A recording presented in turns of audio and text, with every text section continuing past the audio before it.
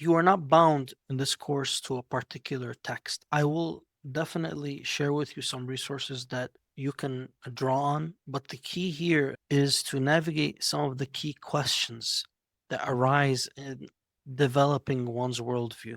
While you may follow along with a particular text that I recommend to you, I also urge you and encourage you to explore various types of introductory texts that you may come across that you're interested in visiting or experimenting with as entryways into these questions. So, on the one hand, during the session, you will follow along with some of the resources that I'm sharing with you, but you can also make notes in your preparation and your readings of other ways you found in text that were part of the recommended reading or part of your own readings, and then bring those to the table when it comes time to raise questions, to mention them in the discussions, in some of your posts, and or in some of the written assignments and your reflections. Now, one last thing I'll say before reading from that text and commenting is that a worldview is arguably more than just a way of seeing the world. It's a way of feeling about the world, you might say, and a way of being in the world. These components of thought,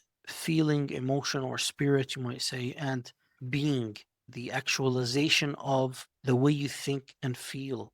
There's also another dimension to think about, which maybe we'll come to in other occasions, which is the question of identity and how one sees themselves versus how others see them.